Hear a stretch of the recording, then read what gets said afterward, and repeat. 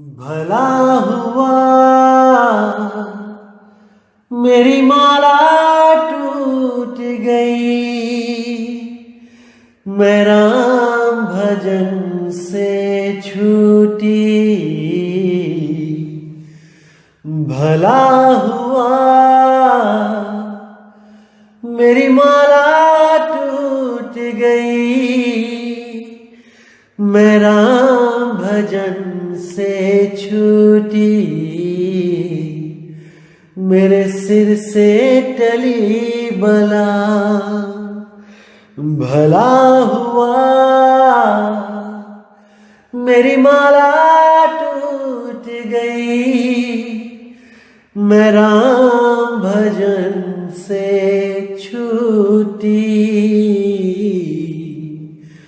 मैं राम भजन से छूटी। नमस्कार दोस्तों,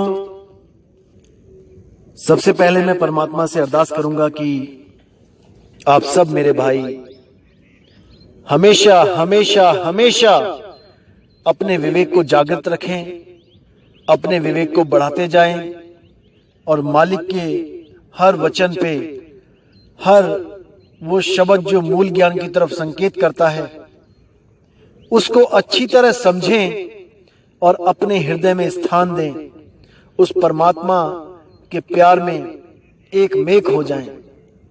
इतनी भी सुध ना रहे कि मैं और वो अलग अलग हैं। नहीं, मैं और वो एक हैं। अरे तू तो करता तू भया और मुझ में रहना हूं।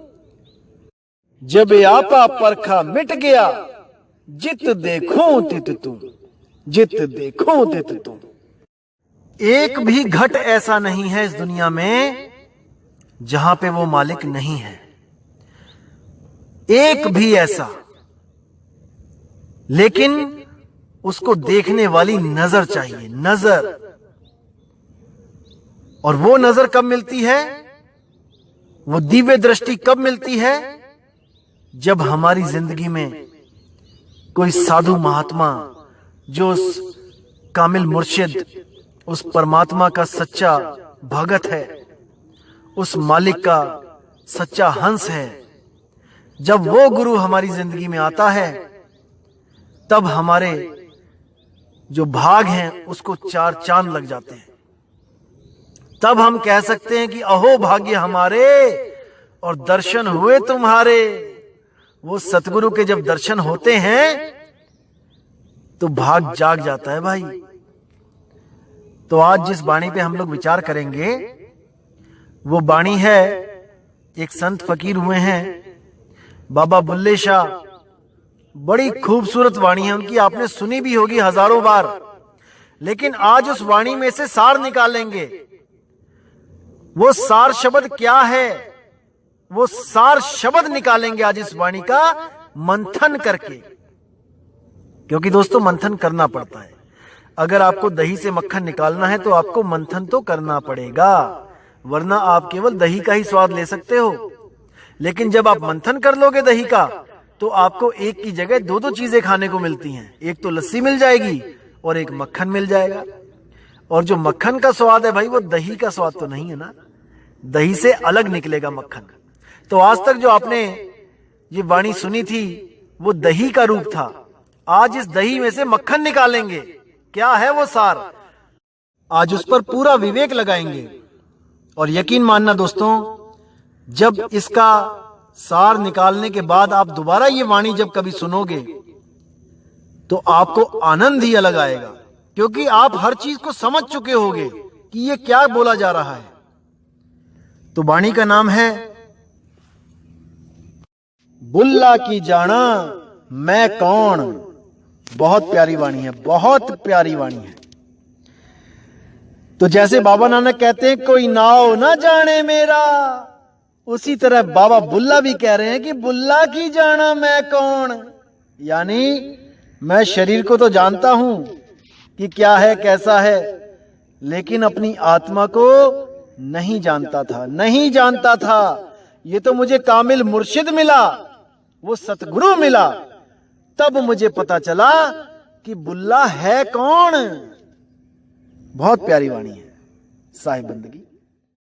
तो क्या कहती है वाणी, बुल्ला की जाना मैं कौन, कि हे मेरे मालिक मैं सबको जानता हूं, कौन क्या है, कैसा है, किसका क्या रूप है, रंग है, हर चीज जानता हूं, ऊंचाई चौड़ाई लंबाई जानता हूं, अपने घर बार जानता हूं, खेत खलिहान जानता हूं, सब कुछ जानता हूं, धर्म जात पात रंग रूप भेद सब जानता हूं, लेकिन मैं ये नहीं जानता कि बुल्ला है कौन। कौन है ये बुल्ला।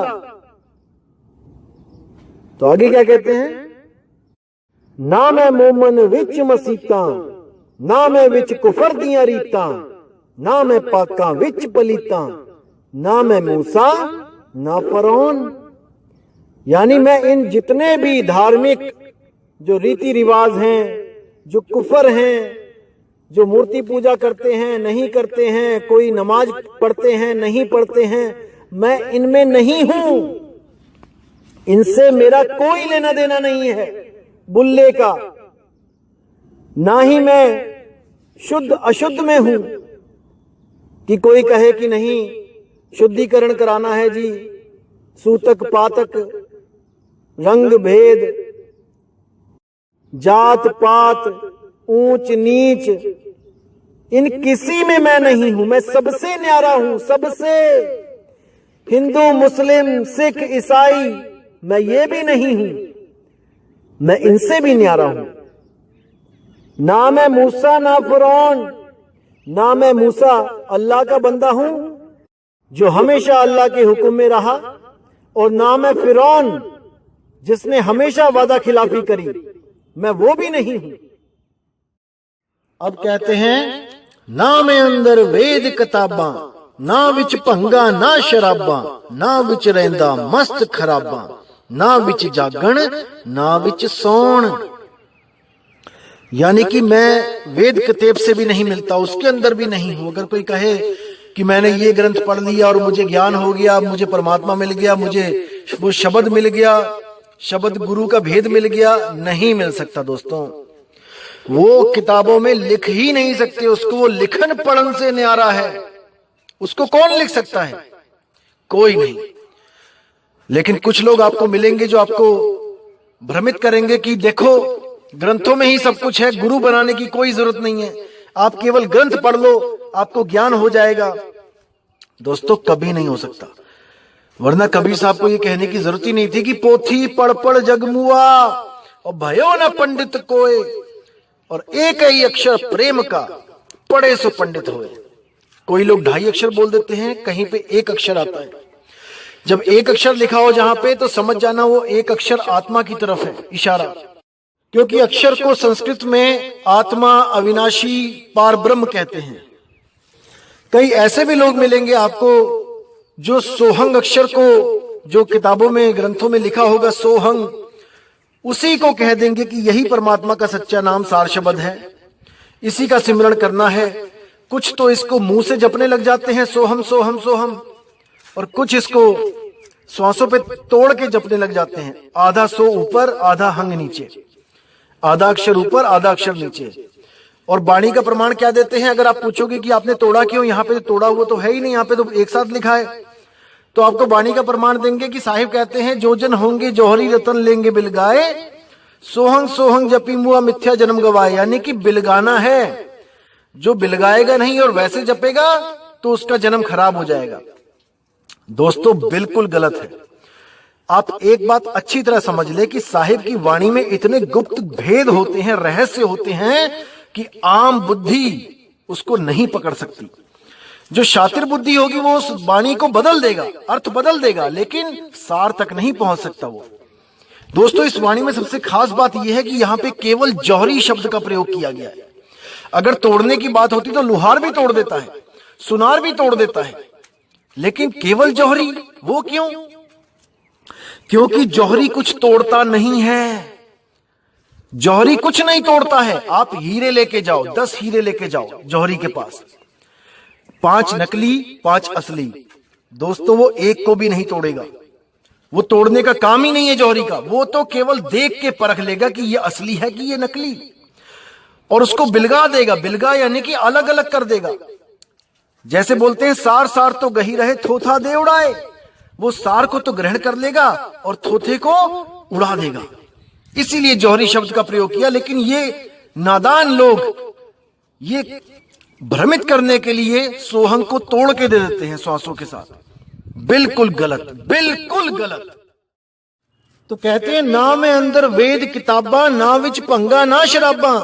ना तो मैं किताबों से वेद पुराण पढ़ने से मिलने वाला हूं, वो शब्द का भेद मिलने वाला है, और ना ही किसी भांग अफीम चरस का नशा करके मैं भक्ति करूं तो वो मुझे मिलने वाला है। जैसे आपने देखा होगा कई बाबे होते हैं, वो क्या करते हैं, सूटा लगा लेते हैं, अफीम खा लेते हैं, पोस्त खा लेते हैं, और वो सोचते हैं कि मैं भक्ति में लीन हो गया हूं। होता क्या है कि दिमाग में नशा चढ़ जाता है और शिथिल हो जाती हैं, मन दौड़ना थोड़ी देर के लिए रोक देता है, तो इनको लगता है कि हम शायद अध्यात्म में डूब रहे हैं। बिल्कुल गलत, बिल्कुल गलत। इसीलिए बोला ना विच भंगा ना शराबा, ना विच रहंदा मस्त खराबा। जो भी खराब चीजें हैं जिसमें मेरे मन को आनंद आता है। कुछ लोग सोचते हैं कि मन को खुली छूट दे देते हैं कि जो मन में आता है कर लो, मस्ती कर लो, जो मन में आता है कर लो। एक दिन ये मन थक जाएगा, उसके बाद आप भक्ति करना स्टार्ट कर देना। कई लोग के आश्रमों में तो डीजे लगा दिया जाता है और नाचते हैं, वो लोग खूब नाचते हैं, तन और मन दोनों को थकाते हैं। और जब वो थक जाते हैं तब क्या करते हैं, तब एक जगह बैठ जाते हैं और अपनी श्वास, जो आती जाती श्वास है, उसमें ध्यान लगाना शुरू कर देते हैं। वहां पे एनर्जी का संचार होता है और उसी एनर्जी को, जो जड़ चेतना है, उसको महसूस करके वो समझते हैं कि हमने आत्मा को महसूस कर लिया है, आत्मज्ञान हो गया है। बिल्कुल नहीं, बिल्कुल नहीं। आगे कहते हैं ना मैं जागण ना विच सोण, कि ना तो मैं जागृत अवस्था में और ना ही उसको सूक्ष्म अवस्था में, जिसको स्वप्न अवस्था कह देते हैं, इन दोनों में मैं उसको प्राप्त नहीं कर सकता। यानी कि स्थूल शरीर और सूक्ष्म शरीर दोनों में मैं उसको प्राप्त नहीं कर सकता। वो इन दोनों से न्यारा है। अब कहते हैं ना मैं शादी ना गमना की, ना मैं विच पलीती पाकी, ना मैं आबी ना मैं खाकी, ना मैं आतिश ना मैं पौन, बुल्ला की जाना मैं कौन। अब यहां पे साफ कह दिया कि ना मैं शादी ना गमना की, ना तो मैं खुशियों में हूं और ना ही मैं गमों में हूं। ना मैं खुशी से मिल सकता हूं, ना मैं गम से मिल सकता हूं, और ना ही मुझे कोई खुशी होती है, ना ही मुझे कोई गम होता है। मैं इन सब अवस्थाओं से न्यारा हूं। ना मैं विच पलीती पाकी, ना मैं कोई शुद्धता हो तब वहां रहूंगा और ना ही कोई ऐसा गंदगी हो तब वहां रहूंगा। मैं इन दोनों से न्यारा हूं। ना मैं आबी ना मैं खाकी, यानी ना तो मैं पानी से पैदा होता हूं और ना ही मैं आग से खाक होता हूं। मुझे कोई नहीं पैदा कर सकता, मुझे कोई नहीं मार सकता। ना मैं आतिश ना मैं पौन, ना मैं आग हूं ना ही मैं पानी हूं, यानी मैं पांच तत्व नहीं हूं। मैं इन पांचों तत्वों से न्यारा हूं। मैं श्वासा इस वायु तत्व से, अग्नि इस शरीर की गर्मी से, धरती इस खाल चमड़ी हड्डी से, बाल से, पानी इस खून लार थूक पसीना इन सब से, और निराकार इस मन आकाश से भी न्यारा हूं, सबसे न्यारा हूं। अब कहते हैं ना मैं अरबी ना लाहौरी, ना मैं हिंदी शहर नगोरी, ना हिंदू ना तुर्क पशौरी, ना मैं रहंदा विच नदौन। अब बिल्कुल साफ कर दिया इन्होंने। यहां 52 अक्षरों की बात चल रही है कि ना मैं अरबी ना लाहौरी, ना तो मुझे किसी अरबी भाषा की कलमा या मंत्रों से पाया जा सकता है, मैं उससे न्यारा हूं। ना लाहौरी, ना ही मैं कोई उर्दू से पाया जा सकता हूं, लाहौर में जो उर्दू भाषा चलती है। ना मैं हिंदी शहर नगोरी, ना ही मुझे हिंदी भाषा में रहने वाले लोग पा सकते हैं। हिंदी के मंत्रों के जाप करके।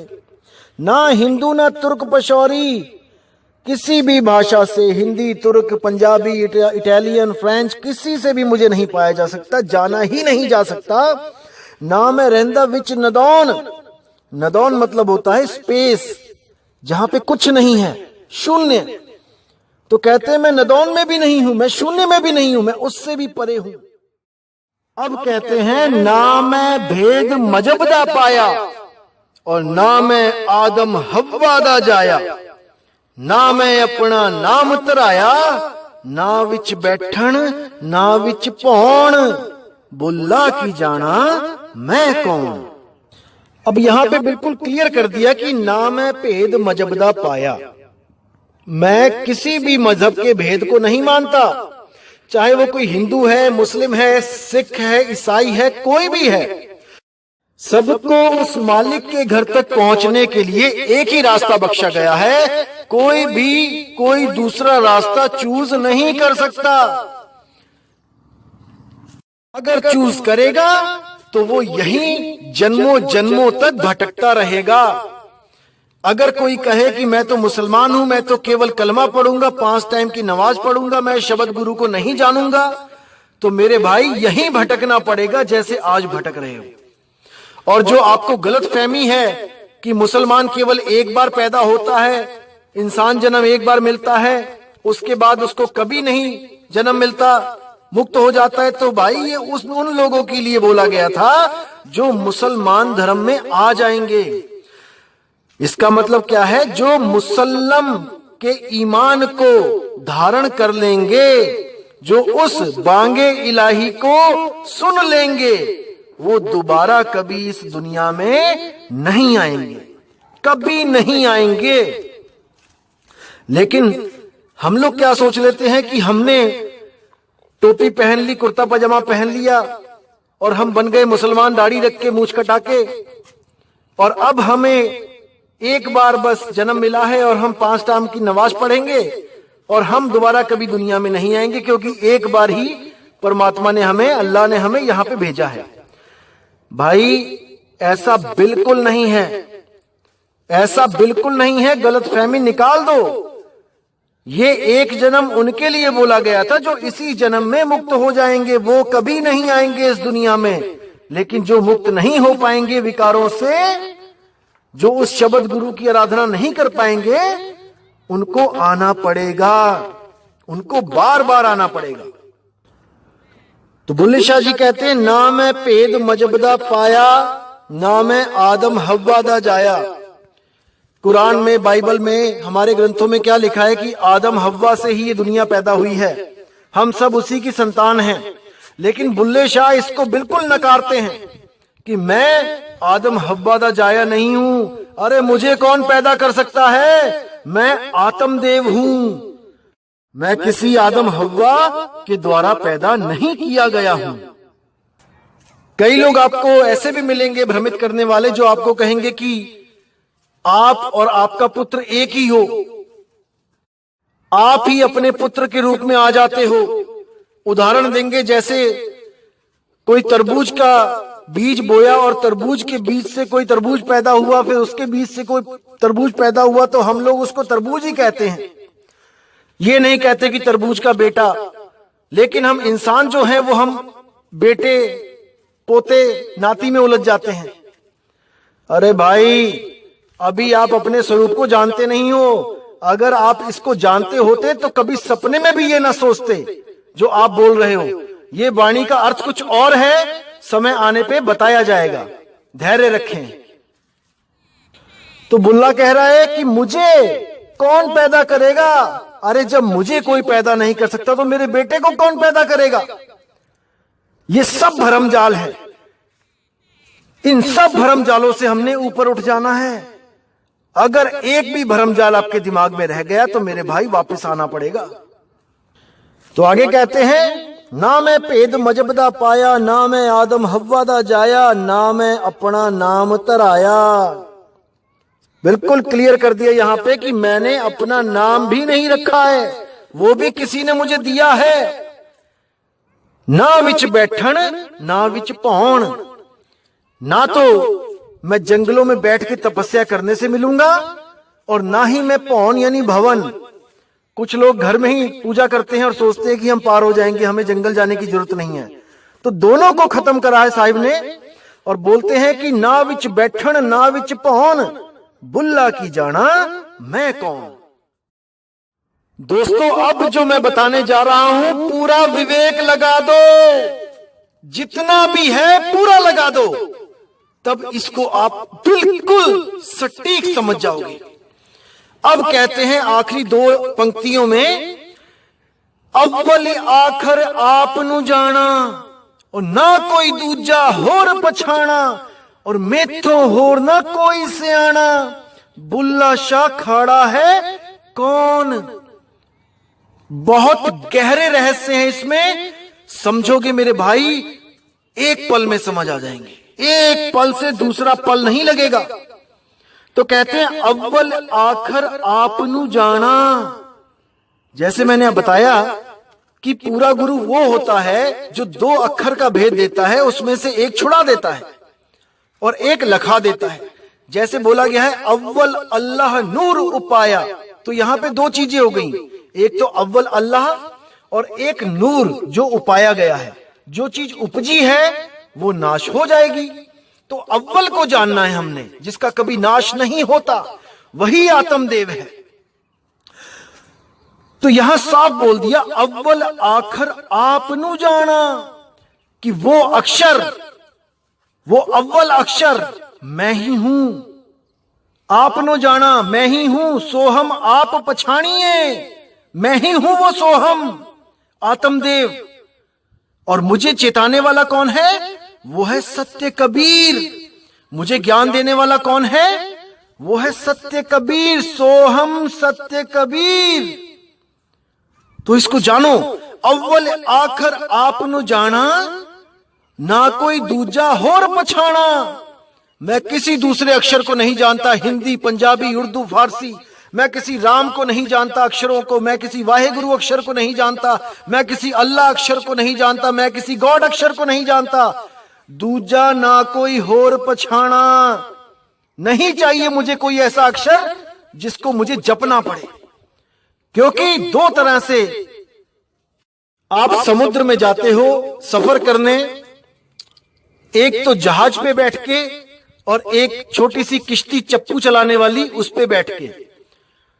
दोस्तों, एक बात याद रखो कि चप्पू आप चला रहे हो, आप सागर को पार नहीं कर पाओगे। बहुत बड़ा सागर है, बहुत बड़ा। लेकिन अगर आप जहाज पे बैठ के जाते हो तो आप उसको आराम से पार कर लोगे। इसी तरह जो अव्वल आखर है, जो आत्म राम है, उसको ध्यान करके आप बड़े आराम से, सहजता से इस भवसागर को पार कर लेते हो। लेकिन अगर आपके गुरु ने आपके हाथ में चप्पू पकड़ा दिया है जो आपने चलाना है, तो मेरे भाई आप उसको पार नहीं कर पाओगे। इसीलिए नानक साहब ने बोला है, नानक नाम जहाज है, चढ़े सो उतरे पार। वहां पे चप्पू नहीं चलाने पड़ते कि आप सिमरन करोगे वाहेगुरु वाहेगुरु वाहेगुरु, राम राम राम, अल्लाहु अल्लाहु अल्लाहु। नहीं भाई, ये चप्पू टूट जाएगा एक दिन, समझ जाओ इस बात को। वो जहाज है। तो कहते हैं अव्वल आखर आपनो जाना और ना कोई दूजा होर पछाना, मैं तो होर ना कोई सियाना, बुल्ला शाह खड़ा है कौन। यानी मुझे ऐसा गुरु मिल गया जिसने मुझे दो अक्षरों का भेद बता दिया, एक अव्वल अक्षर और एक दूजा अक्षर। जो अव्वल अक्षर से ही बाकी अक्षर पैदा होते हैं, इस आत्मा से ही सारे अक्षर पैदा होते हैं। मेरे गुरु ने मुझे पहला अव्वल अक्षर बख्श दिया जो मैं स्वयं हूं, और जो बाकी के अक्षर दूजे अक्षर हैं उनको छुड़ा दिया। एक छुड़ाए एक लखाए, तब प्राणी निज घर को जाए, नहीं तो भव सागर में धक्के खाए। समझ जाओ इस बात को, समझ जाओ मेरे दोस्तों। तो कहते हैं मेथों होर ना कोई सियाना, कि मुझसे सियाना, अनमोल, अकथनीय, अबोल, अडोल, अरे ऐसा कोई नहीं है जैसा मैं हूं। मैं तो अपने आप को भूल के अपने आप को शरीर, तन, मन, श्वास, पानी, हवा ये समझने लग गया था। लेकिन अब मेरे गुरु ने मुझे इस तन से अलग कर दिया, इस मन से अलग कर दिया, इन श्वासों से भी अलग कर दिया। मैं श्वासों में भी नहीं हूं, ये श्वास भी जड़ है, ये मेरी वजह से चल रही है भाई। इसीलिए बोला कि श्वासों की श्वास में, कुछ लोग कहते हैं कि वहां पे लिखा है कि श्वास, सब श्वासों की श्वास में, आप कहते हो नहीं श्वासों की श्वास में। दोस्तों इसमें भी बहुत बड़ा भेद छुपा है। वहां पे केवल ये नहीं लिखा है कि सब जीवों की श्वास में, नहीं, श्वासों की श्वास में, यानी श्वासों की भी जो श्वास है, यानी कि जिसकी वजह से श्वास भी चल रही है, उस आत्म देव की वजह से, उसमें मैं रहता हूं। लेकिन समय आने पे आपको हर भेद खोला जाएगा दोस्तों। वहां पे मैंने ना इसलिए बोला था क्योंकि कुछ लोग इस वाणी का गलत अर्थ करके उसको श्वासों में होने को सिद्ध करते हैं कि वो श्वासों में है। और मैं चाहता था कि कुछ लोग जो ऐसे मानते हैं, जो भ्रमित करते हैं, सामने आए, तो वो आ चुके हैं सामने। अभी मैं और इंतजार कर रहा था कि और भी लोग सामने आए, लेकिन कोई नहीं आया इतने दिनों से। इसलिए मैं इसको भेद को खोल रहा हूं कि वहां पे लिखा है श्वासों की श्वास में, इसको अकेली श्वास ना जाना जाए। तो दोस्तों आगे क्या कहते हैं, बुल्ला शाह खड़ा है कौन, बुल्ला शाह खड़ा है कौन, मतलब कौन है वो जो युगों युगों से खड़ा है, जो चलता नहीं है, अचल है, अडोल है, अपेद है। कौन है वो, उसको जान लो। उसको पहचान लिया तो आप उसका ही रूप हो जाओगे। आपकी सुरती जो हमेशा भागती रहती है वो अचल हो जाएगी, अडोल हो जाएगी, अपाय हो जाएगी। उसको जान लो मेरे भाइयों, उसको जान लो। क्योंकि आत्मा अडोल है और सुरती चलती है, भागती है, फंसी हुई है। अरे सुरत फंसी संसार में, तासे पर गई दूर, सुरती बांध स्थिर करो, आठों पहर हुजूर, आठों पहर हुजूर। कैसे स्थिर करोगे, जब उस शब्द का भेद सतगुरु आपको दे देंगे, तब आप सहज योग को प्राप्त हो जाओगे, जीते जी मुक्त हो जाओगे मेरे भाई। जीते जी उसका, उस अमृत वाणी का आनंद ले सकोगे और आपके मुख से बस यही निकलेगा, वाह गुरु, वाह गुरु, वाह गुरु, क्या दात बख्शी आपने, वाह गुरु। तो इसी के साथ दोस्तों मैं विदा चाहूंगा और परमात्मा की दया से बहुत जल्दी आपको और भी गुण ज्ञान आपके सामने रखूंगा, ताकि ये जितने भी अधूरे गुरु हैं इनके चंगुल से आप लोग जल्दी से जल्दी निकल जाओ और सत्य का सामना करो, सत्य के साथ जुड़ो। क्योंकि हमारा परम लक्ष्य सत्य के साथ जुड़ना है, ना कि इन देही गुरु के साथ। ये जो देह गुरु अपने आप को परमात्मा घोषित करते हैं मेरे भाई, इनसे हमेशा सावधान रहो। वो गुरु परमात्मा कोई देह नहीं है, नहीं है, नहीं है। और कोई कहे कि आपको कि देह स्वरूप आएगा आपको लेने अंत समय में, तो वो दोस्तों आपको भ्रमित कर रहा है, आपको भरमा रहा है। इसके ऊपर भी मैं पूरा प्रकाश डालूंगा और एक एक चीज आपके सामने खोल के रखूंगा कि क्यों कुछ लोगों को अंत समय में दिखाई देता है कि उनके सतगुरु उनको लेने आ गए हैं। आखिर क्या है ये माजरा, ये सब खोला जाएगा आपके लिए। तो मेरे भाइयों, आपका ये भाई, आपका ये दोस्त हमेशा यही मालिक से अरदास करेगा कि आप सब मेरे भाइयों का विवेक इतना बढ़े, इतना बढ़े, इतना बढ़े कि कोई आपको भ्रमित ना कर पाए। दोस्तों धैर्य रखो, सत्य का उजागर जरूर होगा। सही समय का इंतजार करो, पूरे विश्व में इस मूल ज्ञान का डंका बजेगा। ये मालिक की वाणी है। तो बंदी छोड़ की जो दया हुई है हम लोगों पे, जो हमें आज ये मूल ज्ञान दिया जा रहा है, मालिक की दया से, मालिक की कृपा से, हमने दोस्तों इस अवसर का पूरा लाभ उठाना है, पूरा लाभ उठाना है। युगों युगों के बाद ये मूल ज्ञान प्रकट होता है मेरे भाई। अगर आज इसको नहीं समझा पक्षपात किए बिना तो यही धक्के खाने पड़ेंगे, युगों युग बिताने पड़ेंगे। एक बार नजर घुमा के देख लो, सतयुग द्वापर त्रेता में एक भी ग्रंथ नहीं है जो मूल ज्ञान जिसमें बताया गया हो। ये तो मालिक कबीर साहब ने आके कलयुग में बताया, लेकिन उस समय लोग इतने विवेकी नहीं थे, इतने समझदार भी नहीं थे कि वो उस ज्ञान को समझ पाए, क्योंकि अगर वो समझ पाते तो कभी पाखंडों में फंसते ही ना। अगर इतना विवेक होता तो इन चक्रों में कभी फंसते ही ना, जैसे आज पाखंडवाद इस कर्म कांड में हम उलझे हुए हैं। इसीलिए सतगुरु ने यह समय चुना था कि इस समय पर इस ज्ञान का उजागर किया जाएगा और सबको ज्ञान दिया जाएगा। कलयुग का मध्य, क्योंकि इस समय सब शिक्षित भी होंगे, समझदार भी होंगे, विवेकी भी होंगे, हर चीज होगी।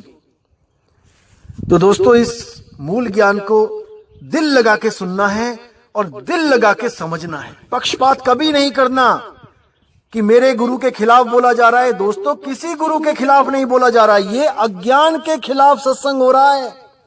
किसी भी गुरु के खिलाफ नहीं बोला जा रहा है, किसी का नाम भी नहीं लिया जाएगा। नाम केवल उसका लिया जाएगा जो कबीर साहब को या मदन साहिब को गलत तरह से पेश करेंगे, उनका नाम लिया जाएगा। नहीं तो किसी के साथ कोई वैर नहीं हमारा। सब गुरु मेरे बड़े अपनी अपनी ठौर, शब्द विवेकी पारखी सो माथे का मोर। तो इसी के साथ दोस्तों मैं विदा चाहता हूं और बहुत ही जल्दी आपको अगले सत्संग से रूबरू करवाऊंगा। तब तक मुझे आज्ञा दीजिए। जय गुरु बंदी छोड़ वैराग साहिब जी की, जय गुरु बंदी छोड़ मदन साहिब जी की, जय गुरु बंदी छोड़ बाबा नानक जी, गुरु अंगद देव जी महाराज जी की, जय हो मेरे बाबा बुल्ला शाह जी की, जय जय सतगुरु बंदी छोड़ कबीर साहिब जी की सदा ही जय हो, सदा ही जय हो मेरे मालिक की साहिब बंदगी सतनाम।